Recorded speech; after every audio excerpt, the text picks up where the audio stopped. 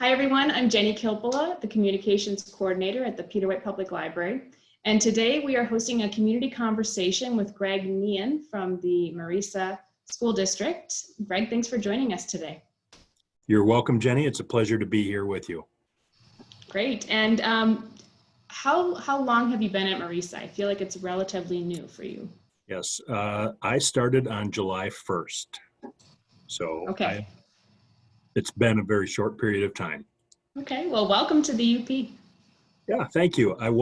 However, I should add that last year I was the superintendent and K-12 principal for the Burt Township School District in Grand Marais.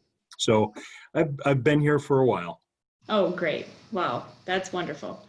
So we're going to start out with the 10 questions. The first being that right now, as we face COVID-19 as a community, as the UP, as a state, families are thinking about what's going to be best for their child starting the new school year. And they're wondering, how can the schools do this? As you move learning forward, how can you make this happen?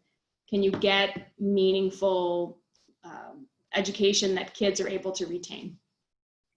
Sure, great question, Jenny.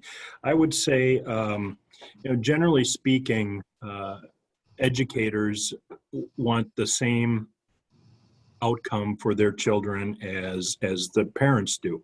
We want to be able to provide a safe educational environment and give them a high quality education. That has never changed for us as educational leaders. What has changed, as you know well, is the COVID environment that we're currently in. So what educators are doing now to really account for that safety measure is working very closely with state and county health resources, whether they're health directors or even at the federal level, working with CDC, to make sure that when students are able to return to school, they're able to do so safely, because as I'm sure you and others know well, if a student can't concentrate on the learning task in front of them, it can become even more challenging than it needs to be. So, we certainly recognize the concern that our parents have, and we value the safety of our children as much as they do. Okay. People are talking about right now what will be missing from school this year because of those guidelines for districts. We've heard a little bit from the governor, and I know your team is working on them as well as all the other districts. So what will be different for people? Can you tell us? Yeah, that's another great question, Jenny. I think, and the answer to many of these questions could be the same, and that answer would be, it depends. And what I mean by that is, it's going to depend largely on where we are as a state, as a nation, and as a region, in terms of the number of new COVID cases, the number of deaths, the number of positive test outcomes, and the capacity for our healthcare system to address the medical needs of our communities. And so, it's going to depend on what level or phase we are in as a region. But some of the differences I think that we can more or less expect to see might be somewhat unexpected. For example, some of those common areas like, for example, water fountains. Water fountains may need to be turned off. Buses, students who utilize school district transportation may need to mask before they get on the bus. Band and choir or other educational classes or opportunities that might offer an environment for increased exposure may need to happen outside.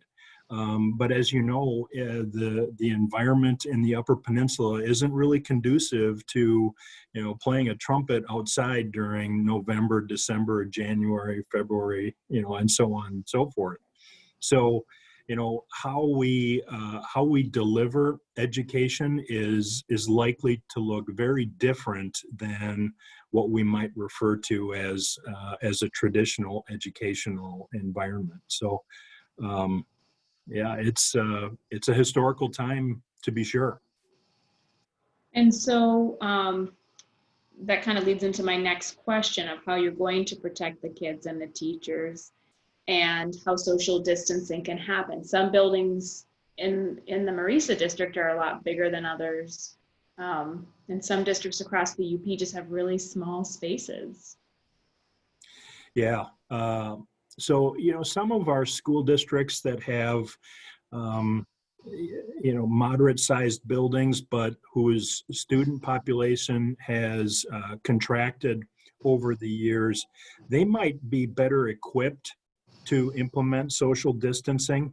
If you've got a smaller number of students, but your building is still the same size it's been for the last 20 or 30 years, you're going to be poised to implement social distancing much better than, say, some of our more populated schools and districts.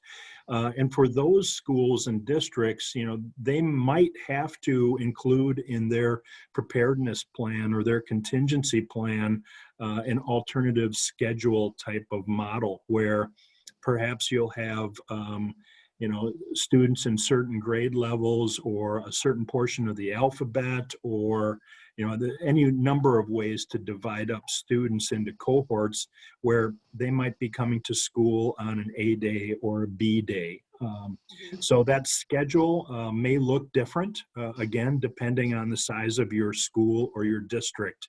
Again, it's going to really depend on what level we're at in terms of a region. And so I just want to underscore that our school administrators, our superintendents are going to be in regular contact with Marquette and Alger County health directors to determine, what's going to be the safest environment for our students to return in. So you're talking a little bit about planning, and can you give us an idea? M.A.R.E.S.A's, you've got a lot of programs underneath yourself as an ISD. So what kind of planning are you doing right now? Yeah, so right now, as you might expect, there's really a bevy of information coming out of Lansing regarding, what the return to learn roadmap is going to look like for our schools and districts in the fall. So essentially, our school and district administrators right now are planning for those various levels that they may find themselves in. And, it's a 6-leveled system. You can consider level 6 to be normal, or traditional in that sense. And levels 1 through 3 really are, those are going to be distance learning models. So if we're in level 1 through 3, the kids will not be coming into school, and schools will be closed for instructional purposes. When you're at level 4, that's when there's a mandate for certain precautions such as social distancing or masking. Level 5, those are still options for schools and for districts, but they fall under the strongly recommended category. And so right now, the M.A.R.E.S.A leadership and the constituent district leadership is working together to really try to align how we're going to provide a safe environment for our students to return to in the fall. What we don't want to have happen, and it might be unavoidable, but we'd rather not have 2 districts that are adjacent to one another with completely different contingency plans or preparedness plans. We know that some of our parents feel very strongly about masking either on one side of the issue or the other. Some say they won't send their child back to school unless everyone is in a mask. And yet you have other parents on the other side of the issue saying, if my child has to wear a mask, I'm not going to send them back.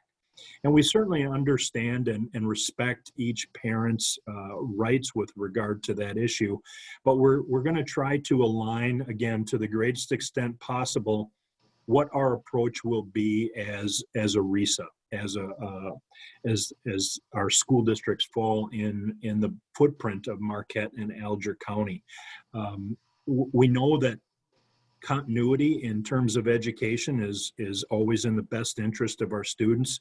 So when you have students that are moving back and forth between school districts, it doesn't really promote the greatest educational outcome for our students. So that's what we're busy doing right now as a group of educational leaders, is trying to synthesize all of the information we're getting from the state and put together some plans that are going to be somewhat cohesive between the two counties and between the 13 school districts.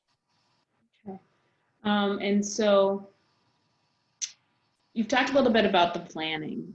We've heard all kinds of, the community has heard different ideas, like you mentioned, a plan, like where there'd be a student that goes A day and a student that goes B day. And it sounds like, and last spring we saw some new delivery methods that really hadn't been used before. So there's some new things potentially that are going to happen based on whatever, phase we're in. And so I guess, how can this new format or delivery benefit students? Do you see, because again, I think we're looking a lot of how it's going to be different. Is that all a bad thing? Yeah, another great question. I think, public education or education in general hasn't changed too much over the last 150 years. Mm-hmm. And what I mean by that is, generally speaking, if you were to look at a classroom 150 years ago, you would, again, generally find a teacher in a room with students, usually in desks that are all in a row. And you can pop into any classroom in either of the two counties, and you're likely to find that same sort of picture or delivery model. And so what this environment has really forced us as educators to do is to revisit how we can best deliver the content and how we can align our instructional practices to address the environment in which we're currently in. So as everyone knows, there's been over the last dozen or more years, there's been a real uptick in the number of virtual educational schools and programs that have been offered. And they have served a niche in the educational community for those families who have desired for their kids to receive their education from home. And it's largely been the homeschooling population that has taken advantage of that opportunity. But now, as our public education leaders and as more and more of our school districts jump into that distance learning model, we're finding that a number of our students really respond well to what I'll refer to as a hybrid approach to education, where there's some opportunity for online learning or distance learning combined with that more traditional educational approach where you have the face-to-face interaction between teacher and student. And I really want to underscore, Jenny, that traditional or face-to-face type of approach for teaching is really hard to beat. And that's where our students tend to make the greatest gains in their achievement. And so, we don't want to discount that, and we don't want to completely eliminate that from our repertoire, but we want to find ways that we can still safely deliver that. And the opportunity that you and I are utilizing right now is another way that our teachers and students can do so. Right. Yeah, these connections, I think we'll be doing them along with our kids. So many adults are refiguring this game out too. Let's see, I asked you, so you've talked a little bit about parents who've told you, they're on both sides of the mask issue, and there might be parents thinking about safety or waiting to hear about the district's plan. And if they're just not feeling comfortable sending their child into a building in the fall, are you going to have a recommendation for them? Yes. Have you guys talked about that at all? Yes. My recommendation to parents, and certainly as a parent myself, I understand that our children are our most prized resource, and there's a lot of trust in sending your child to school every day. I mean, you're entrusting them to educators for a good share of the child's waking hours. So certainly want to recognize that and acknowledge that if parents do have concerns about the safety of their child, they should reach out to their school's principal or to their school district superintendent, and they should discuss ways that distance learning can continue for their child, because that's still another opportunity for a connection to be made between the educators and the child. It may not be the ideal opportunity, but certainly we recognize and hope that once a vaccine has been identified and made available, that we'll be able to put this environment behind us and return to again what we would refer to as normal. Sure. Yeah, we're waiting for that. Yes, we all are. So it's hard to have a school-age child and not know what the plan is for this school year yet. I think the date for the governor's plans were August 1st. Correct me if I'm wrong there.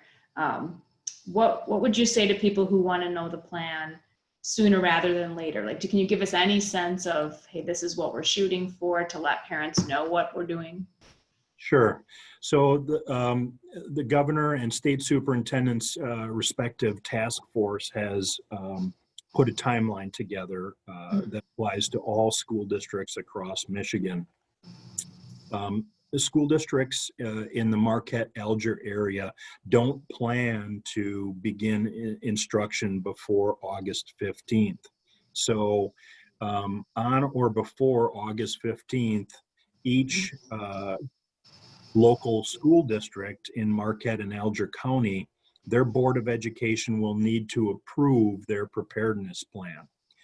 And then after those plans have been approved at the local level, those plans will be submitted to M.A.R.E.S.A, to the Marquette Alger Regional Education Service Agency, and we will transmit those plans to the state superintendent and to the state treasurer, where those plans will be approved. Once those plans are approved, they will be posted on each respective school district's website very prominently, so that parents can find them with a great deal of ease. As I mentioned earlier, right now we're, as a larger group, trying to synthesize and make sense of all of the information that's coming out of the state. And we're in the process of piecing together those preparedness plans. We recognize that parents want to have this information sooner than later. And, we want to get this information out as soon as possible. So we certainly recognize the anxiety, and, it's certainly not just among our parents, but also among teachers, really, and other people that are employed by school districts. Yeah, how are the teachers doing? Have you had a chance to talk to a lot of teachers or hear from the different superintendents about how their staff are feeling about the coming year? Certainly, there's a great deal of information in the media, really across the state and nation right now about how teachers are feeling about returning to school in the fall.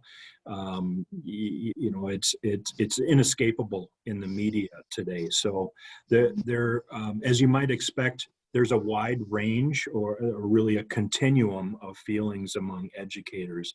I would say by and large, most teachers are anxious to get back to the classroom and to be able to do what they have been called to do. Most educators look at their career or their position as a teacher as a calling, and as such, they really are driven by the desire to teach their students. So I would say most of the educators fall into that category, but I also don't want to discount the number of educators that have real concerns about the safety of the environment to which they will return in the fall.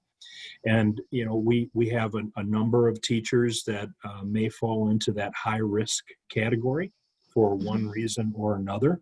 And unfortunately, we're in an environment where, as a state and nation, it's become very difficult to secure teachers in many of our schools and districts. So again, we're hopeful that we can get these plans and the information out to the public and to our staff members as quickly as possible, so that if there are, life-changing decisions that need to be made, they can be made in a time frame that's going to allow the school administrators to react and ensure that when the students do report back in the fall, that there is a teacher in the classroom and that they're ready to begin the learning process.